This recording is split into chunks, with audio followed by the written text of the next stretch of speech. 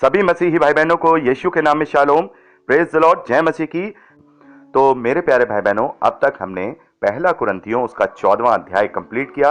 अब समय है कि हम 15वें अध्याय उसके पहले वचन से आगे का अध्ययन करें।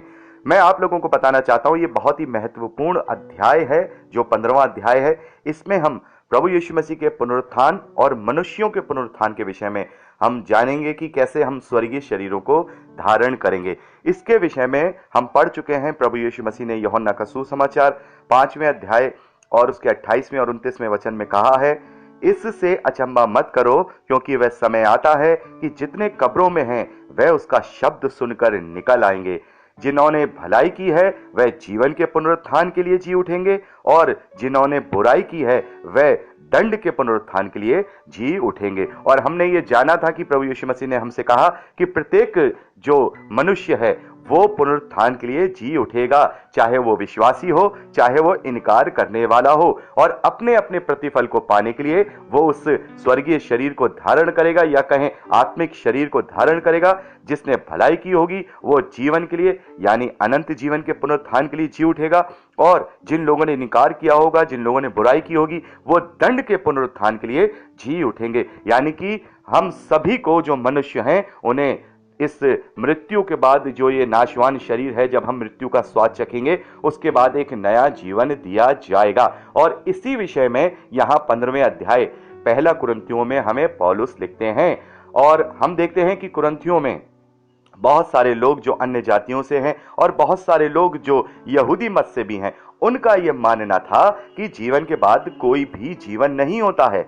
यानी ये जो धरती का जीवन है यही सब कुछ है, इसके बाद और कोई जीवन नहीं है। और बहुत सारे मान्यताओं का भी ये मानना है, और बहुत सारे नास्तिक लोग भी यही समझते हैं कि यही जीवन है, यहीं खाओ पियो, बस यहीं मौज करो, यहीं पर सब कुछ देखना है, यहीं पर स्वर्ग है, यहीं पर नरक है, और कोई भी मरने के बाद कोई जीवन नहीं है और सब कुछ खत्म हो जाएगा। लेकिन नहीं मेरे प्यारे भाई बहनों, बाइबल हमें ये बताता है, बल्कि हमारा विवेक भी हमसे ये गवाही देता है। जब हम इस सृष्टि की ओर देखते हैं, ये सारी सृष्टि हमें इस बात की गवाही देती है कि ये अपने आप से नहीं बनी है।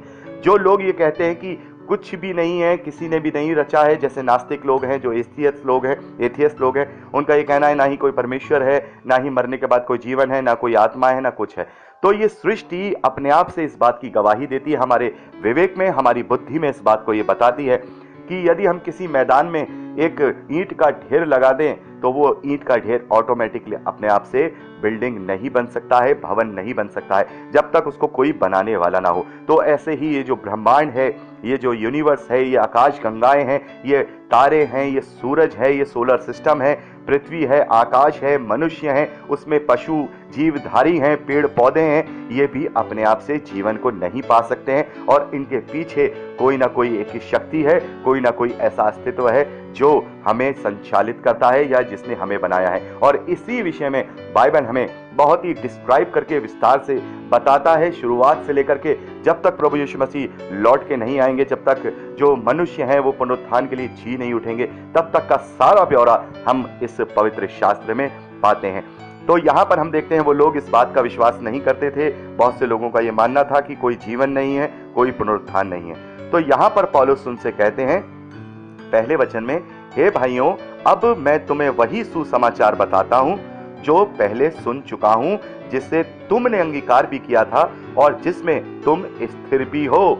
उसी के द्वारा तुम्हारा उद्धार भी होता है, यदि उस सुसमाचार को जो मैंने तुम्हें सुनाया था स्मरण रखते हो, नहीं तो तुम्हारा विश्वास करना व्यर्थ हुआ। तो यहां पर हम देखते हैं कि यहां पौलुस सुसमाचार बता रहे हैं। बहुत सारे मसीही विश्वासी ये जानते हैं कि सुसमाचार क्या होता है, और बहुत से मसीही विश्वासी ये नहीं जानते कि सुसमाचार क्या होता है। ये जो पवित्र शास्त्र है ये परमेश्वर का वचन है, लेकिन सुसमाचार क्या है? यदि कोई आपसे या मुझसे ये पूछे कि सुसमाचार क्या है, तो यहां पर हमें सुसमाचार मिलता है जो एक मसीही विश्वासी के जीवन का, विश्वास का आधार है। तीसरे वचन में पौलुस लिखते हैं, इसी कारण मैंने सबसे पहले तुम्हें वही बात पहुंचा दी जो मुझे पहुंची थी, कि पवित्र शास्त्र के वचन के अनुसार प्रभु यीशु मसीह हमारे पापों के लिए मर गया और गाड़ा गया और पवित्र शास्त्र के अनुसार तीसरे दिन जी भी उठा। हालेलुया।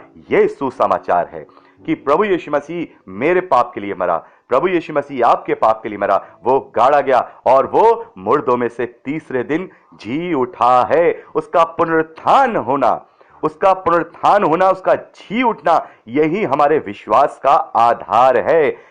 यदि प्रभु यीशु मसीह जी नहीं उठते तो फिर हम उसे जिंदा खुदा नहीं कहते, उसे जीवित परमेश्वर नहीं कहते। वो प्रभु यीशु मसीह हम सब में, जो मनुष्य रूप में वो इस धरती पर आया है, जो कि स्वयं परमेश्वर का वचन है, वो हम सब मनुष्यों में पहला फल ठहरा है, जो उस स्वर्गीय शरीर को धारण किया है। और उसके बाद हम सभी मनुष्य उस मनुष्य के द्वारा, जो प्रभु यीशु मसीह है, उस स्वर्गीय शरीर को धारण करेंगे, क्योंकि आदम के द्वारा हमने इस धरती के विनाशी शरीर को धारण किया। अब हम प्रभु यीशु मसीह पर विश्वास करने के द्वारा उस अविनाशी शरीर को, जो स्वर्गीय शरीर है, उसको धारण करेंगे।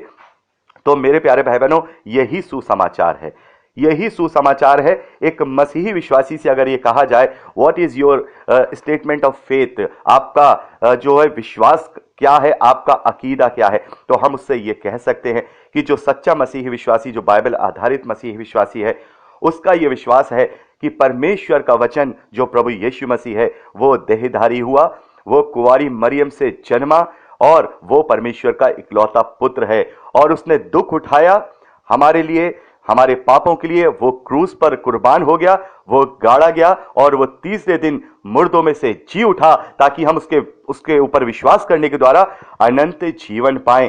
और प्रभु यीशु मसीह पर विश्वास करने के द्वारा ही हम उस अनंत जीवन को पा सकते हैं। ये हमारा विश्वास है, ये हमारा अकीदा है, ये हमारा स्टेटमेंट ऑफ फेथ है, जिस पर हम जीवन भर चलते हैं, उस आशा के साथ, उस विश्वास के साथ कि जो प्रभु यीशु मसीह के रूप में, उस महिमा के रूप में, अनंत जीवन के रूप में मुझे और आपको मिलने वाली है। तो ये सुसमाचार है जो यहां पर लिखा है, इसे याद रखिए हमेशा। इसके अलावा और कोई सुसमाचार नहीं है, बाकी सब परमेश्वर के वचन है, प्रभु यीशु मसीह की आज्ञाएं हैं, प्रभु यीशु मसीह के उपदेश हैं। लेकिन जो सुसमाचार जिससे सामर्थ उत्पन्न होती है, जैसा मैं आपको बता चुका हूं कि सुसमाचार परमेश्वर का सामर्थ है। जब ये सुसमाचार सुनाया जाता है तो परमेश्वर का सामर्थ वहां कार्य करता है, और यही सुसमाचार है। ये लिख लीजिए, याद कर लीजिए, पहला कुरिन्थियों 15वां अध्याय 3 और 4 वचन, यही सुसमाचार है जिसके ऊपर विश्वास करने के द्वारा मनुष्य अनंत जीवन को प्राप्त कर सकता है, पापों की क्षमा को प्राप्त कर सकता है। आगे यहां 5वें वचन में पौलुस लिखते हैं, और कैफा को और बाहरों को दिखाई दिया, यानी कि जब उसका पुनरुत्थान हुआ तो पतरस को और बाकी चेलों को दिखाई दिया, और फिर वह 500 से अधिक भाइयों को एक साथ दिखाई दिया, जिनमें से बहुत से अब तक जीवित हैं पर कुछ सो गए हैं। फिर वह याकूब को दिखाई दिया, तब सब प्रेरितों को दिखाई दिया, सब के बाद मुझको भी दिखाई दिया, जो मानो अधूरे दिनों का जन्मा हूं।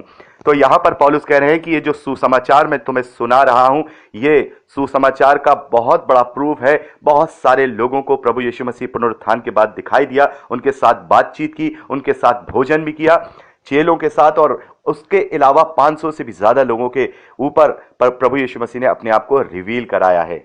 तो यहां पर हमें पता चलता है कि केवल 12 चेलों को ही नहीं, बल्कि 12 चेलों के अलावा जो और भी प्रेरित हैं, जो और भी लोग हैं, 500 से ज्यादा लोगों के ऊपर प्रभु यीशु मसीह ने अपने आप को जो है प्रकट किया है पुनरुत्थान के बाद। तो अगर केवल 12 ही चेलों के ऊपर प्रकट किया होता तो शायद इस बात का प्रचार करना उनके लिए मुश्किल हो जाता कि प्रभु यीशु मसीह जी उठा है, क्योंकि लोग ये कहते कि ये तो उसके चेले हैं इसलिए ये बात कर रहे हैं। लेकिन 500 से ज्यादा लोगों को उसने अपने पुनरुत्थान के विषय में अपने आप को उन पर प्रकट किया है। और सबसे लास्ट में उस पौलुस पर, देखिए इसके विषय में हम बात करते हैं, हम 9वें वचन से पढ़ते हैं, क्योंकि मैं प्रेरितों में सबसे छोटा हूं, वरन प्रेरित कहलाने के योग्य भी नहीं, क्योंकि मैंने परमेश्वर की कलीसिया को सताया, परंतु मैं जो कुछ भी हूं परमेश्वर के अनुग्रह से हूं, उसका अनुग्रह जो मुझ पर हुआ वह व्यर्थ नहीं हुआ। तो यहां पर पौलुस कह रहे हैं कि मैं योग्य नहीं हूं, मैं मानो एक जो यहां पर जो उन्होंने यहां शब्द लिखा है, मानो अधूरे दिनों का जन्मा हुआ हूं, यानी कि जो बच्चा अपने समय से पहले जन्म ले लेता है। और जैसे कि पौलुस कह रहे हैं, मैं इस योग्य नहीं था, मैं तो कलीसिया को सताता था, मैं तो जा रहा था, कलीसिया को और ज्यादा उत्पादित करने के लिए वो आदेश लेने जा रहा था, लेकिन रास्ते में ही प्रभु यीशु मसीह ने मुझे दर्शन दिया और प्रभु यीशु मसीह ने मुझे वो आज्ञा दी जिसकी वजह से मैं आज प्रभु के लिए कार्य कर रहा हूं। और यहां पर पौलुस कहते हैं कि मैं सबसे लास्ट में ऐसा प्रेरित हूं जिसे सबसे लास्ट में प्रभु यीशु मसीह ने दर्शन दिया है। इसीलिए यहां पर वो लिखते हैं कि मानो अधूरे दिनों का जन्मा हूं, यानी कि जैसे कोई एक यहाँ उदाहरण दे रहे हैं पौलुस की, जो बच्चा अपने पीरियड से पहले पैदा हो जाता है, 9 महीने का पीरियड है, कोई 7 महीने में पैदा हो जाता है। तो यहाँ पर इसीलिए पौलुस कहते हैं कि प्रेरितों में मैं सबसे छोटा हूं, वरन प्रेरित कहलाने के योग्य भी नहीं। और बहुत सारे लोग जो मसीही विरोधी लोग हैं वो पौलुस को हथियार बना करके ये कहते हैं कि पौलुस ने ही सब चीज़ें अपने ऊपर ले ली थी, सारा पवित्र शास्त्र, नया नियम, उसमें पौलुस की ही किताबें हैं, प्रेरितों के कार्य में ज़्यादातर पौलुस के ही जो हैं बातें लिखी हुई हैं। तो यहाँ पर हम देखते हैं कि पौलुस ने अगर अपने आप को प्रेरितों से बड़ा किया होता या सारी चीज़ें कैप्चर की होती तो वो कभी भी अपने लिए, अपनी कलीसिया को ये नहीं लिखते कि मैं सबसे छोटा प्रेरित हूँ, बल्कि मैं प्रेरित कहलाने के योग्य भी नहीं हूँ। अपने जीवन से, अपने चाल चलन से यहां पर प्रेरित लोगों ने अपने आप को दीन किया है, जैसा कि प्रभु यीशु मसीह ने उन्हें सिखाया है। उन लोगों ने अपने आप को छोटा किया है, जैसा कि प्रभु यीशु मसीह ने उनसे करने को कहा है। तो यहां पौलुस भी इतनी बड़ी सेवकाई जो उसने की है, अन्य जातियों में जाकर, जगह जगह घूमकर, देश देश की यात्रा करके और अपने आप को मुसीबतों में डाल के, हर एक प्रकार के उत्पीड़न को झेलने के बाद जो उसने किया है, उसके बावजूद भी पौलुस अपने आप को कुछ भी नहीं कहता है। हम पढ़ चुके हैं, पौलुस कहता है कि हम जगत का कूड़ा ठहरे और जगत की खुरचन ठहरे। और यहां पे पौलुस कह रहे हैं कि सब प्रेरितों में मैं छोटा हूं, वरन प्रेरित कहलाने के योग्य भी नहीं, क्योंकि मैंने परमेश्वर की कलीसिया को सताया था।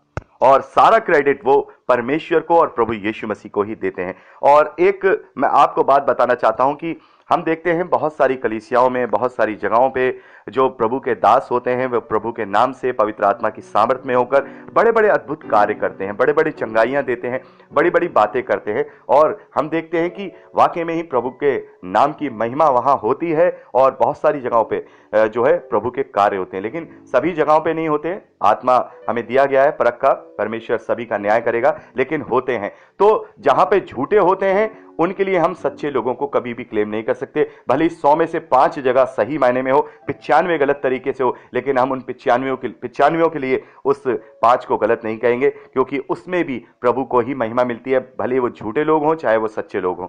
तो यहां पर हम देखते हैं कि जो वो कार्य होते हैं, वहां जो सामर्थ्य के कार्य होते हैं या जो अद्भुत कार्य होते हैं, वो उस दास की वजह से नहीं होते हैं। दास वहां बड़ा नहीं है, बड़ा उसका विश्वास है, बड़ा प्रभु यीशु मसीह का नाम है, बड़ा पवित्र आत्मा का सामर्थ है। तो यहां पर पौलुस अपने आप को कह रहे हैं कि मैं कुछ भी नहीं हूं, जो भी कुछ हूं मैं परमेश्वर के अनुग्रह से हूं, उसका अनुग्रह मुझ पर हुआ, वह व्यर्थ नहीं हुआ, परंतु मैंने उन सब से बढ़कर परिश्रम भी किया, तो भी ये मेरी ओर से नहीं हुआ, परंतु परमेश्वर के अनुग्रह से जो मुझ पर था इसी कारण हुआ। इसलिए चाहे मैं हूं चाहे वो हो, हम यही प्रचार करते हैं, इसी पर तुमने विश्वास भी किया है। तो यहां पर जो पौलुस का कहने का तात्पर्य है कि जो इस फेथ पर विश्वास करता है या इस स्टेटमेंट ऑफ फेथ पर विश्वास करता है कि प्रभु यीशु मसीह जो है परमेश्वर का वचन है, वो देहधारी हुआ, वो परमेश्वर का इकलौता पुत्र है, वो कुंवारी मरियम से जन्म लेता है और वो हमारे पाप के लिए, हमारे पापों के लिए वो क्रूसीफाई हुआ, वो गाड़ा गया, तीसरे दिन जी उठा और आज अपने पिता के दाहिनी ओर विराजमान है। ये जो आधार है, हमारी जो मसीही जो हमारा आत्मिक जीवन है, हमारा जो विश्वास है, इसका ये आधार है। तो ये पैमाना, ये कसौटी मसीही विश्वासियों को दे दी गई है। यदि इस पर कोई भी मसीही विश्वासी विश्वास करता है तो इसका मतलब यह है कि वो प्रभु यीशु मसीह की कलीसिया का है। और इसके अलावा अगर वो इन चीजों में कोई झूठ बात मिलाता है तो उसका मतलब यह है कि उसने अपना अलग कल्ट बनाया है, वो अलग डिनोमिनेशन का है और वो अलग प्रकार का जो है शिक्षा को दे रहा है। तो मैं आपको एक बात क्लियर करना चाहता हूं कि डिनोमिनेशन और कल्ट में फर्क क्या होता है। मैं आपको पहले भी बता चुका हूं, डिनोमिनेशन वो हैं जो एक फेथ को लेकर के चलती हैं, लेकिन उनके अंदर छोटी छोटी जो परंपराएं हैं, जो दुनियावी परंपराएं हैं, वो डिफरेंट होती हैं। लेकिन कल्ट वो होते हैं जो ये जो स्टेटमेंट ऑफ फेथ है, इसको ना मान करके वो इसमें अपनी और दुनियावी चीजें जोड़ देते हैं। आप समझ रहे हैं, जैसे मूर्ति पूजा को जोड़ देना या परंपराओं को ही उद्धार में शामिल कर देना या किसी और को प्रभु यीशु मसीह के साथ शरीक कर देना, जैसे संतों को या माता मरियम को।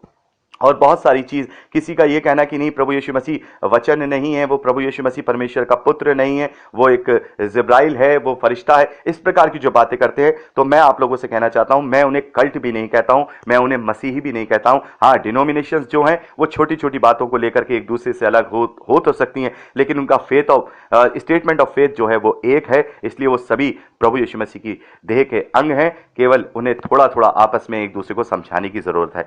तो यहां पर हमने जो है 11वें वचन तक का अध्ययन किया। अगली रिकॉर्डिंग में हम 12वें वचन से आगे का अध्ययन करेंगे। प्रभु आपको आशीष दे। Praise Lord.